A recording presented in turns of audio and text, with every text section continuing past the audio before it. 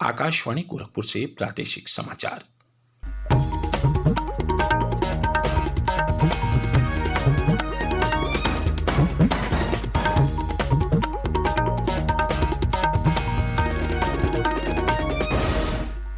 नमस्कार, समाचार बुलेटिन के साथ मैं वेद प्रकाश पाठक।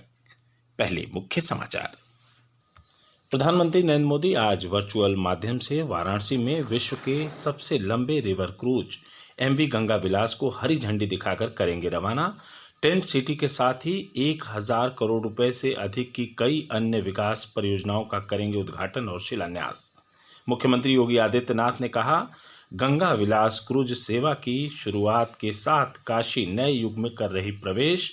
वाराणसी से हल्दिया जलमार्ग पर अब यात्री सेवा के साथ ही कार्गो सेवा भी होगी शुरू। विधान परिषद की 5 सीटों पर चुनाव के लिए नामांकन पत्रों की जांच आज की जाएगी और प्रदेश के कुछ स्थानों पर हल्की वर्षा होने से बढ़ी ठंड। रविवार से शीतलहर में फिर से तेजी की संभावना।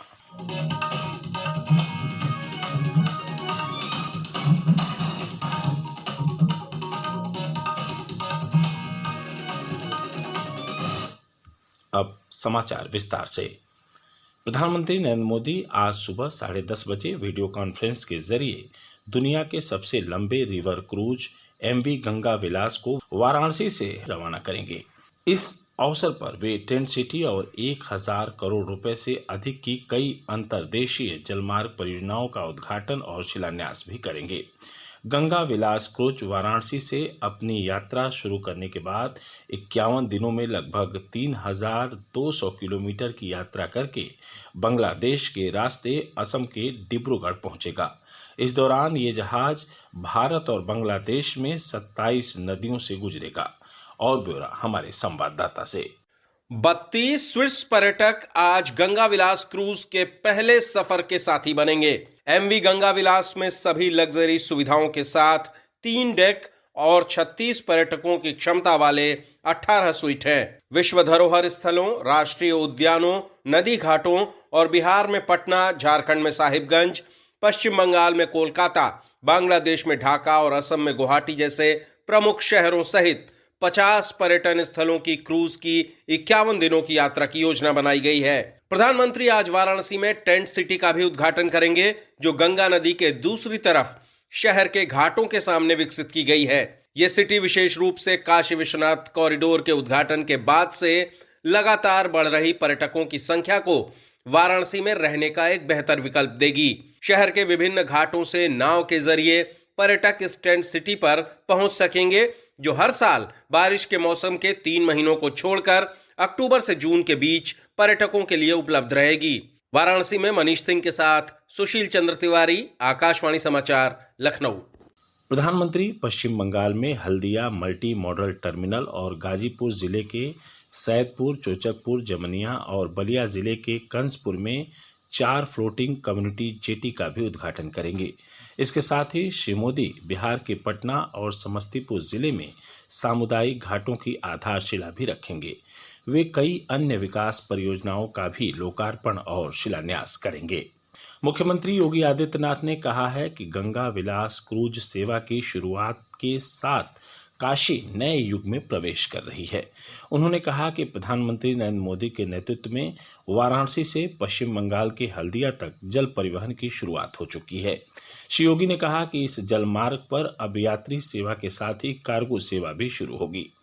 मुख्यमंत्री कल गंगा विलास क्रूज की रवानगी से पूर्व वाराणसी के काशी विश्वनाथ धाम में आयोजित सांस्कृतिक संध्या सुर सरिता में उपस्थित लोगों को संबोधित कर रहे थे। कार्यक्रम में प्रख्यात गायक शंकर महादेवन ने मां गंगा और भगवान शंकर को समर्पित गीत प्रस्तुत किए।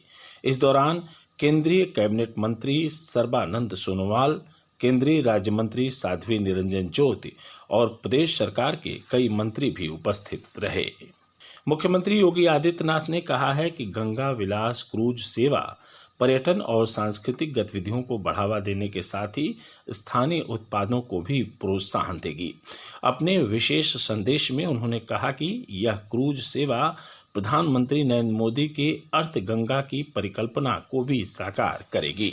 देश के यशस्वी प्रधानमंत्री और वाराणसी के लोकप्रिय सांसद आदरणीय श्री नरेंद्र मोदी जी के कर कमलों से गंगा विलास क्रूज सेवा का शुभारंभ हो रहा है।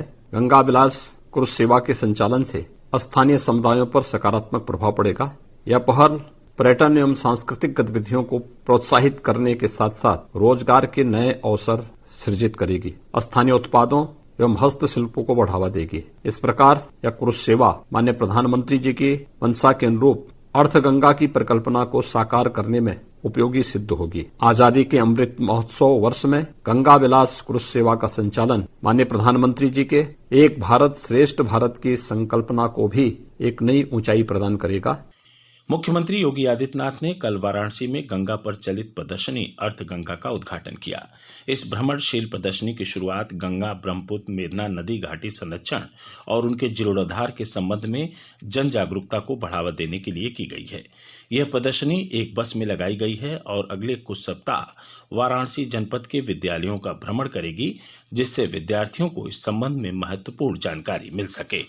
केंद्रीय बंदरगाह, पोत परिवहन और जलमार्ग मंत्री सर्बानंद सोनोवाल ने कहा है कि प्रधानमंत्री नरेंद्र मोदी के नेतृत्व में देश पिछले 8 वर्षों में विकास के मार्ग पर तेजी से आगे बढ़ा है।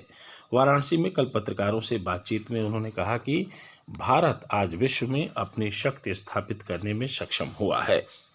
देश के अंदर पिछले 8 साल की बीच में जो परिवर्तन संभव हुए हैं, अलग अलग सेक्टर में विकास की यात्रा जिस हिसाब से तेज से चलने लगा है, ये सिर्फ संभव हुआ है परम आदरणीय प्रधानमंत्री मोदी जी के कारण, क्योंकि उन्होंने देश को आगे बढ़ाने के लिए जो मेहनत की है, निरंतर कोशिश में लगे हुए है, सही नीति अपनाया है, सही योजना हाथ में ली है, सही कदम उठाए हैं और आज ये सब सही होने के वजह से देश जाग उठा है और हिंदुस्तान ने मोदी जी के नेतृत्व में कम समय के अंदर सिर्फ 8 साल के अंदर दुनिया में अपना शक्ति दिखाने में सफलता प्राप्त की है। और ये देश निश्चित रूप से अगले दिनों में आत्मनिर्भर बनेगा और मोदी जी जैसा हमारा महान नेता के नेतृत्व में आज देश के हर नागरिक को शक्ति मिला है, मनोबल मिला है और आगे बढ़ने के लिए साहस मिला है।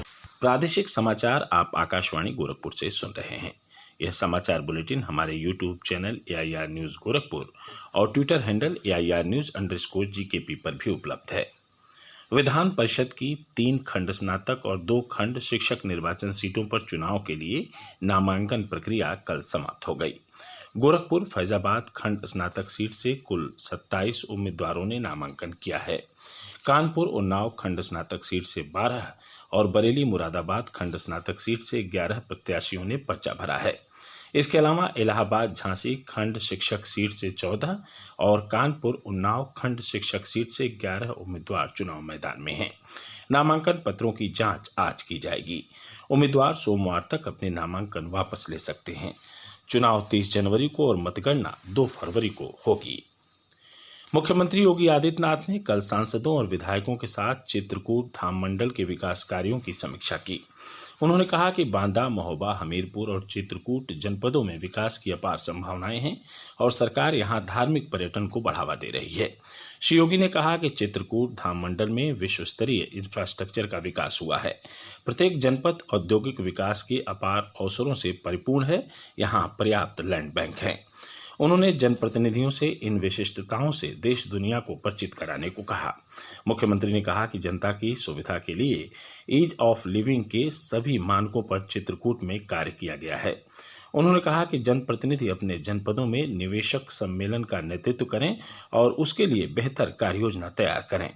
मुख्यमंत्री ने कहा कि सांसद, विधायक प्रदेश सरकार की नई औद्योगिक नीति का व्यापक प्रचार प्रसार करें, अपने क्षेत्र के उद्यमियों, व्यापारियों और प्रवासियों से संवाद बनाएं, उन्हें प्रदेश सरकार की औद्योगिक और क्षेत्रवाद नीतियों की जानकारी दें।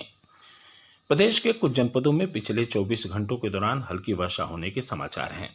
पीलीभीत, मैनपुरी, बरेली, संभल और आसपास के जिलों में कुछ स्थानों पर हल्की बूंदाबांदी से मौसम में सर्दी और बढ़ गई है।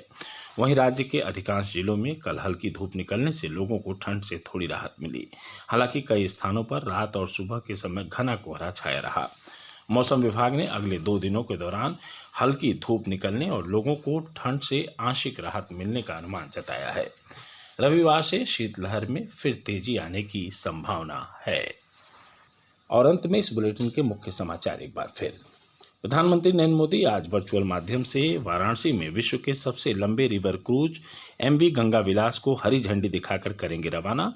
टेंट सिटी के साथ ही 1000 करोड़ रुपए से अधिक की कई अन्य विकास परियोजनाओं का करेंगे उद्घाटन और शिलान्यास। मुख्यमंत्री योगी आदित्यनाथ ने कहा, गंगा विलास क्रूज सेवा की शुरुआत के साथ ही काशी नए युग में कर रही प्रवेश। वाराणसी से हल्दिया जलमार्ग पर अब यात्री सेवा के साथ ही कार्गो सेवा भी होगी शुरू। विधान परिषद की 5 सीटों पर चुनाव के लिए नामांकन पत्रों की जांच आज की जाएगी और प्रदेश के कुछ स्थानों पर हल्की वर्षा होने से बढ़ी ठंड। रविवार से शीतलहर में फिर से तेजी की संभावना। इसके साथ ही प्रादेशिक समाचारों का बुलेटिन समाप्त हुआ। नमस्कार।